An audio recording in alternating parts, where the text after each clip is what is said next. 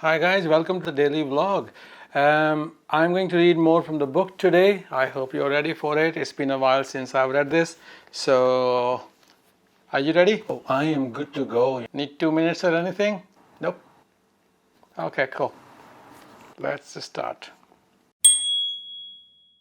Do you remember that we had left our heroes stranded on a road to Rohtang Pass while there was a landslide? So they were stuck there and they had to wait because there was a bulldozer that was already working on clearing the landslide. So there it is. So we threaded our way between the trucks like this and finally came face to face with the reason for the blockage. There was a huge pile of rocks on the road. Fortunately for us, there was a bulldozer at work cleaning the pile away even as we watched, and only a few more minutes of work was needed. There was nothing to do but wait and take photos. So there are some photos that I can show you. So if you look closely, you can see the empty plastic cans in the photos. There is a reason behind them. On this route, there is a place called Tandi, which has a petrol pump. The next petrol pump after Tandi is Leh, which is 370 kilometers away. And 370 is like 60, 200. So about 220 miles, I think. Long distance for a bike to go. Considering the petrol tank capacity and fuel economy of most bikes, that's more than the distance you can go on one full tank. Another interesting tidbit of information was that Tandi has the petrol pump but no shops to sell petrol cans. So failing to plan ahead could leave you stranded in the mountains. We bought the cans from Manali and the petrol much later from Tandi. So we had already done all this research. I had done the research, so I knew where to buy the cans. So this is another photo of us waiting in the fog. Any place is a good place to strike a pose. I still believe in the same. We used the landslide way to take some photos, and as soon as the road was clear, we were on our way. Soon the road improved a bit to the point where we could see the black charcoal and call it a road. We were no longer in the clouds, but now it started raining. It drizzled really, but we thought it might be a good idea to cover the bags with waterproof covers. So we stopped by the side of the road, and this is us. So this exercise always took 2 people to execute, the untying and retying of the luggage. There was really no need to find a spectacular spot to take a photo. Everywhere around us were remarkable photo opportunities. As long as we were making things waterproof, Fazil decided to make himself waterproof as well. Man from the Mars.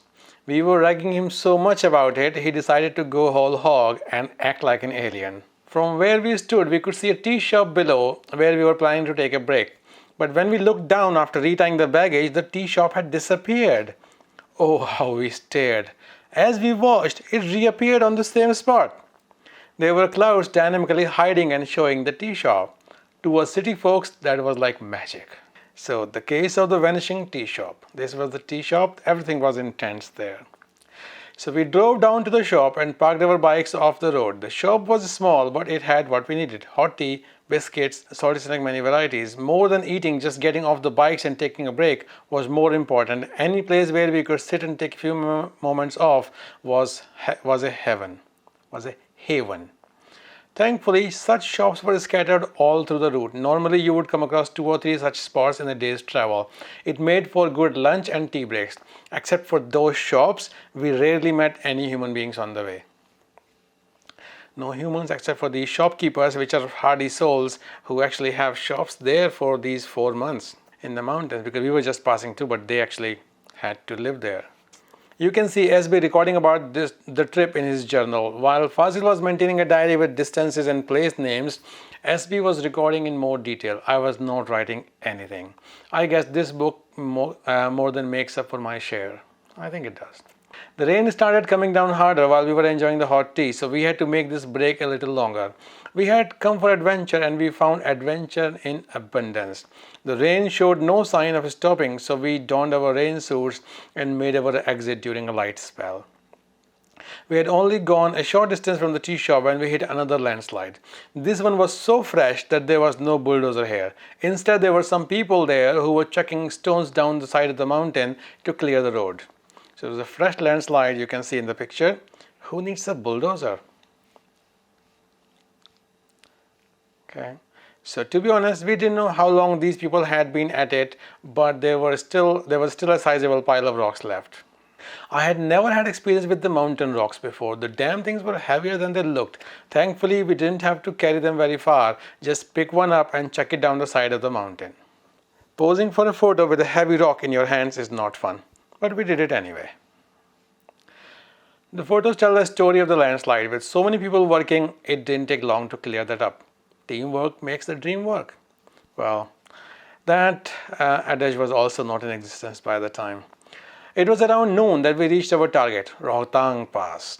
To be honest, it was kind of an anticlimax to what I had been imagining. The mental picture of the pass that I had formed involved a long line of cars and bikes all moving up slowly, carefully, and maybe rejoicing once they got to the top. This was quite a damper on that image. No drum roll, no flashing lights, no newspaper reporters, just a desolate mountain road with thousands of colorful little flags. We had trouble believing that this was it. True, we had quite an adventurous journey getting here, but seriously, this is it? We found colorful triangle little flags in all the passes and learned that they are kind of a tribute to the soldiers. I have since learned that the word for these flags is bunting. Made the first milestone, Rohtang Pass. Time was just before noon, but no sign of the sun, temperature well below zero, and a cold, freezing wind that got in through the smallest chinks in our armor. Not even a sign to say that this was the coveted achievement, the world famous Rohtang Pass. We found the painted over sign and satisfied ourselves that it was indeed the Rohtang Pass. There is no margin to lose your way anyway. Well, out came the cameras and we recorded our first victory. It's a hard job to smile for the camera when the freezing wind is slapping your exposed face. We opened our visors only for taking photos. So we come to chapter 6. The magic of Rohtang. The best part of beauty is that which no picture can express. Francis Bacon Sr. So true. So apt. So we got the reward just after we started the descent from Rohtang. We turned the corner and there it was, the most beautiful view we had ever seen in our entire lives. I am putting the photos here, but they don't really do justice to what we saw and felt. They just can't. Just a side note from me on the vlog, which is not in the book. Couple of years ago, I think 2 years ago, I took my kids there to the same spot right after Rohtang Pass. I don't remember the name that it is called. I don't know then. And somebody told me there and I still don't remember. But this is only a few miles after Rohtang Pass and it is absolutely magical because it's the magic of the mountains. The scenery is so amazing. Even my kids had to admit that this was better than Rohtang Pass itself. So yeah, I got some points for knowing that spot with my kids.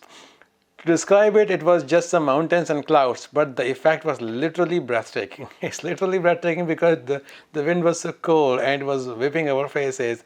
We could hardly breathe there. Vijay and the clouds. That's the picture. So, two mountain ranges and between them this deep, deep valley. If you look closely at photo 27, which is the next photo, this one, you would see a small river way down there like a line on a gigantic map. On the mountain range opposite us, we could see some trickles of water which we guessed were ice melting somewhere high up. Our immediate reaction was to stop the engines, park the bikes on the left and climb down to our right. Yeah, we just left the bikes and then started climbing down the mountain. And that was silly. Not dangerous, not even stupid, just silly. Why? I'll show you. So you see this picture? Sun and clouds were dynamic concepts in these areas. You see, this was a scene that drew us like a magnet and without looking anywhere, we simply started climbing down to see it up close. While all the time there was a perfectly good road coming to the same spot. So it was like a hairpin bend. So if we had kept driving on the same one, we would have come down like this and come to the same spot. Well, needless to say, when I went with the kids, there was a very experienced mountain driver driving the car, the SUV. So he knew how to get there and he drove. We didn't have to climb down. So if we had kept driving on the same road as we were, after a hairpin bend, we would have arrived at the same spot without any heavy walking or climbing down on that high altitude. We were halfway down to the spot we wanted to reach when we noticed this road. So we had to make a decision, continue climbing down or go back up and drive down. That was our route anyway. So we decided to send two people, the drivers, that's me and SB, back up to bring the bikes by the long road while the other two would continue climbing down and meet us there. As a result, we were able to take what turned out to be the only pictures of any of us riding the bikes. The first one is SB on the Enfield Bullet, the next two I on my kinetic laser. Hey, what can I say? I was driving slowly, so I got two pictures. So the man, the mountain, the machine. Riding a motorcycle without wearing a helmet. Naughty, naughty. Okay. Here we met this Italian group who were doing the same trip from Manali to Kardangula. We met a lot of foreigners on this trip. Germans and Italians love to do this trip, it seems. Eating chocolates gives you more oxygen. However, why we didn't know, but we had read this during our research and carried a large amount of chocolates as well as dry fruits, nuts with us. SB and Fazil eating their chocolate, share of chocolates like good boys. Have you tried unwrapping a chocolate while your hands freeze in the cold air as soon as you take the gloves off? This is the river I talked about. We had no way of knowing how wide it was or how far below. Ice melting somewhere, creating a trickle of water between the mountains. The beauty of Rohtang. Our vehicles against the breathtaking background. Even though we enjoy... What the hell are you doing? Just needed some oxygen. We said chocolate, oxygen. Sorry. Save some for me. But it's nuts too. Even though we enjoyed the view and the brief rest, we had to move on. For one thing, it was really cold there, and for another, our rest stop was still ahead of us. So you don't stay at the highest point. And when you're climbing the mountains on the bike, on the vehicles as well, you climb up and then you come down a little bit and sleep there. That's what we had planned. So photo 39 is, it became like a ritual to retie the bags every time we stopped and restarted. Out of the hundreds of pictures we took in this 2-week trip, you can see some of them here. So these are the pictures I'll show you. These views just make you get the camera out. Clouds over the mountains, the whole look and feel was amazing. Every color imaginable was available in these mountains.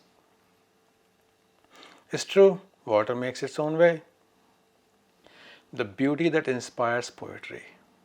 Yes, that's what it was. As we rode through the mountains, the passenger got to enjoy the scenery while the driver had to focus on the road and only on the road. Every turn of the road exposed a new and fascinating view, every scene worth capturing on camera.